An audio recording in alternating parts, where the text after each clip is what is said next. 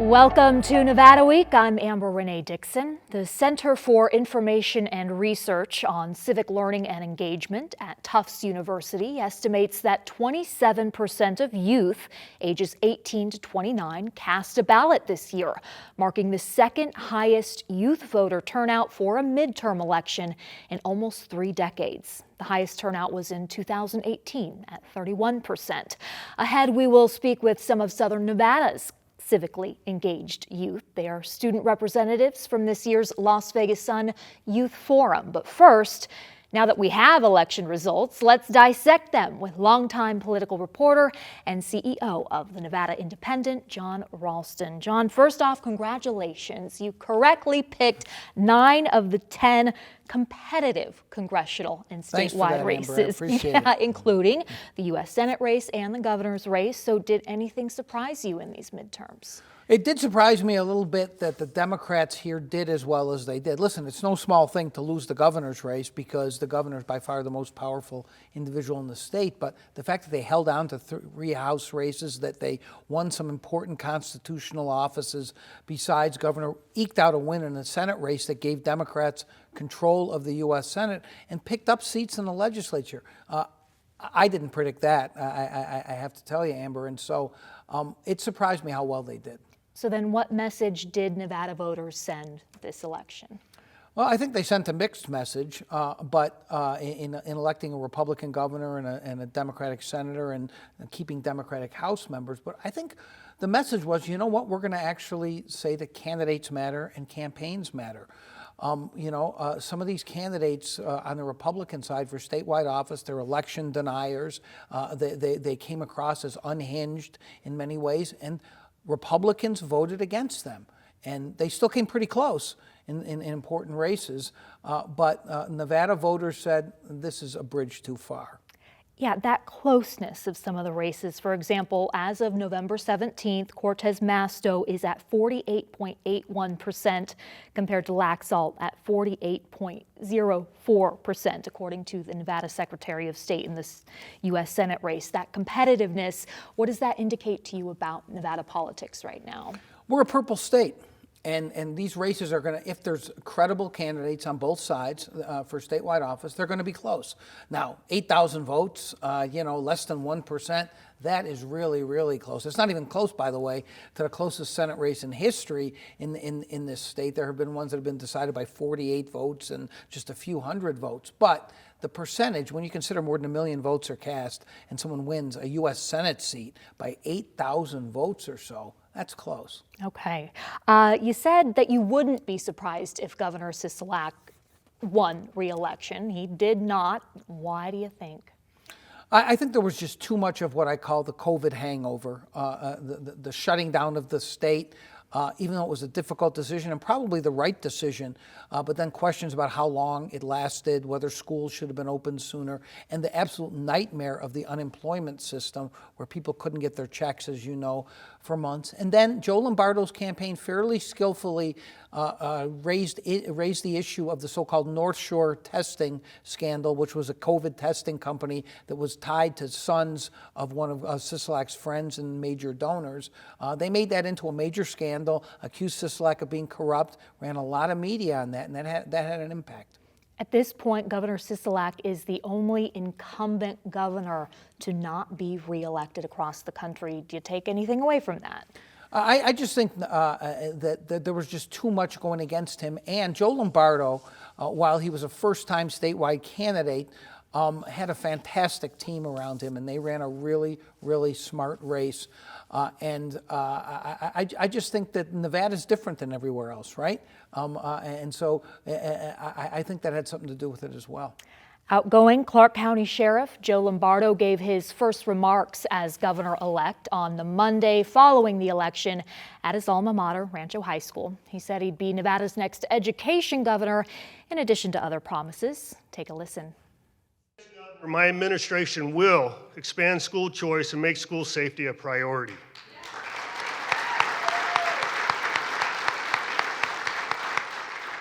Fix the broken state agencies.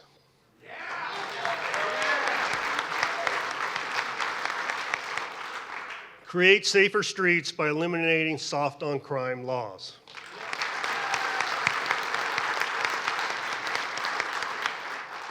Get our economy back on track so we don't have to pay the price for bad decisions coming out of Washington, D.C.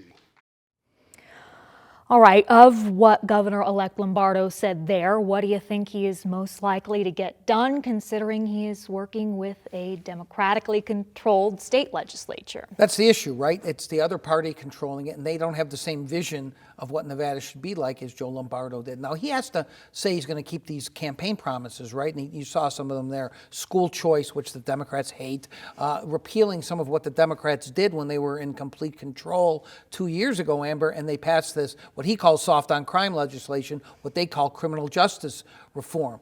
So the real question is, we don't know what kind of governor Joe Lombardo is going to be. You know, he's just been a sheriff. He's a career cop. He doesn't know what it's like to be governor. Is he going to be really ideologically driven, or is he going to be willing to compromise with the Democrats in the legislature? And on the other hand, you flip that coin over, are they going to be willing to compromise with him or just kill everything that he proposes? We don't know the answer to that yet. Typically, how long does it take for a governor to transition and actually start getting stuff done?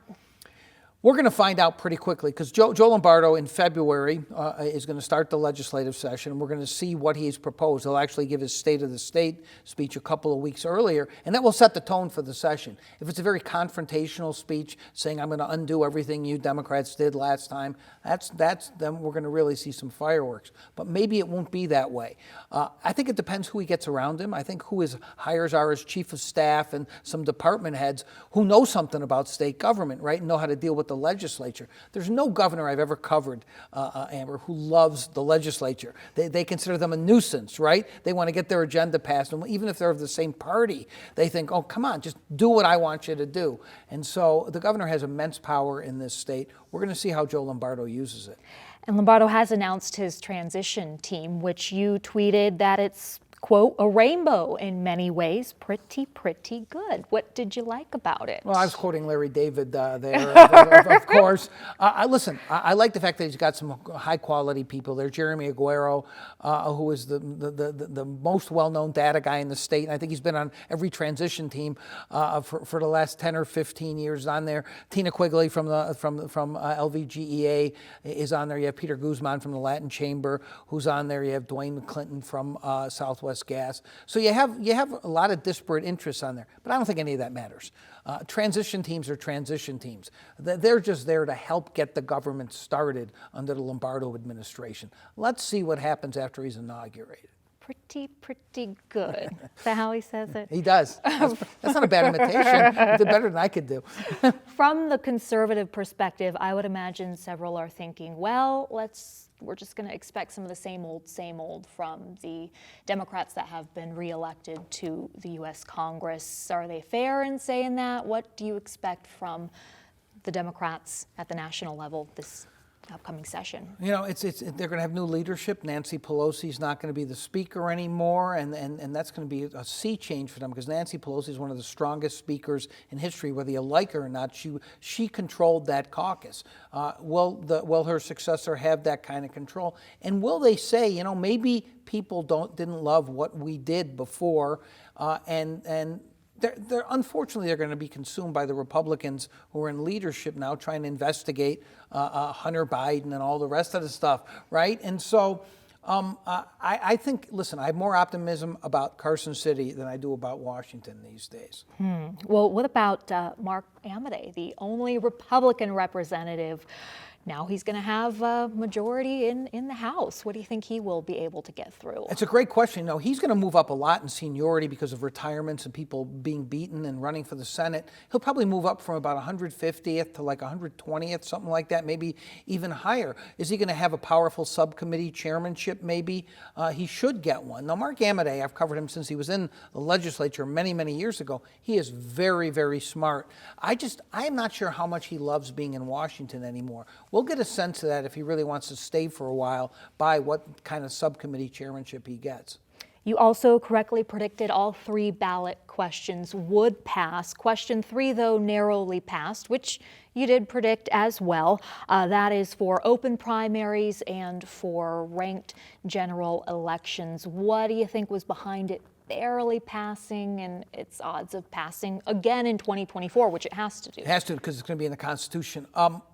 I think that it barely passed because people don't like change generally, right? And so even though if they're upset with the system of campaigns and politics as they exist now, they don't like change. But you cannot beat something with nothing. And there was no money spent against it. And there was a fortune spent for it. I mean, you saw those ads all the time. I mean, those ads actually made me laugh as a longtime analyst of politics because they were so disingenuous. I'm an independent and I can't vote in primaries. Well, of course you could. All you got to do is switch parties and become a Democrat or a Republican. But they were effective enough. But that was no landslide, right? And I think there's going to be money spent against it next time, so we'll see what happens.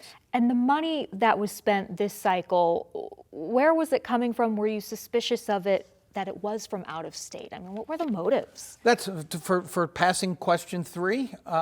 Listen, this is a group of billionaires, essentially, out-of-state billionaires who don't like the system for whatever their own reasons are, who want to change the system. And if you have that much money, you can generally change the system, even with something that would be inherently confusing or unpopular to people. And they've been doing this across the country. We're just another petri dish for them, and so that's going to keep going on. People are upset, Amber. They don't like the way things are going. Whether this is the right solution or not, though, I think we'll see. Back to Adam Laxalt, he did concede his race, saying, quote, "I am confident that any challenge of this election would not alter the ultimate outcome," end quote. He was an election denier in 2020. What do you make of his concession? Really interesting, because as you point out, this is a complete change from Adam Laxalt, who said that Joe Biden's clear victory in this state, 33,000 vote, was tainted by fraud, made all kinds of unsupported allegations, was part of lawsuits. Then he loses by what is going to be a much smaller amount and says, nah, it's okay, I'm not going to challenge it. This, to me, says that he wants to run for something again, that the election denialism he doesn't think is going to help him in the future, and so he's trying to maintain his viability is what that was about. What kind of seat would make sense for him at this point? It's a really good question. I mean, he lost running for governor and Senate, and I think he'll hang around. This is my prediction. I think he'll probably hang around to see if Mark Amodei retires, because that's a very Republican House district, that he lives in that district, I believe, and so he'll try to win that. He'll have a good chance to win that. And his concession, what does it reflect on former President Trump, who claims that there was some election fraud in Clark County? Yeah, that was awful what Trump did. He kept tweeting, that there was fraud and that Laxalt should not give up so easily. And I'm wondering if they talked in between the time that he was clearly lost, because it took him 3 or 4 days. I forgot exactly what the time frame was for him to concede. But remember, Adam Laxalt's friend and roommate is Ron DeSantis, who's the governor of Florida, and DeSantis is now the biggest challenger to Trump. And so Adam Laxalt has a decision to make, I think. How do you think Trump would do here compared to 2020 when he lost by 2.39 percentage points? Listen, the Democratic candidate for president has won here since 2008 when Obama won. Obama won twice, then Hillary won once, and then Biden won once. So I think you have to say a Democrat is slightly favored. But, Amber, it's such a long time away. I mean, it really is. And we don't know who the Democratic candidate is. We don't know if Joe Biden's running again. And if he doesn't run, what a primary that's going to be to take his place. So Nevada Attorney General Aaron Ford used Trump's announcement at a third run for presidency to send an email and ask for campaign donations. He just got reelected. What's behind that, do you think? Shamelessness, brazen attempt to raise money off of Trump's announcement, as if Aaron Ford can stop Donald Trump in some way. Ford's one of the most ambitious politicians I've ever met. He used to tell people way back when he was getting started that he would eventually be governor and then he would run for president. I kid you not. So he has been open about this. He's nakedly ambitious, not necessarily a character flaw. In fact, it may be good in the business that he is in. But I do think that he is going to run for governor in 4 years. And so you think that might have been his announcement? Not announcement, but It kind of was an announcement of sorts, although I said that on Twitter. I don't think he appreciated it, though. I imagine he didn't. Back to Joe Lombardo's victory speech. There were some members of the press that were not allowed in. There were claims that the press was at capacity. I was there. There were clearly enough seats. He did not take questions from the press either after. Is this a cause for concern or too soon? I don't know. I think it's too soon. I've always said, and listen, I've been the victim of this. I've been cut off from campaigns and administrations myself. It's never a good idea to cut off reporters, even if you think they're hostile, or news organizations. There's no upside for the elected official or the administration doing it. But I think you got to cut him some slack too. Right after a campaign, he's mad at certain people. He's happy to have won. He's feeling his oats. But I do think it's a cause for concern if this continues once he becomes governor. I don't think it will. Jon Ralston, CEO of the Nevada Independent, thank you so much for your time. You bet.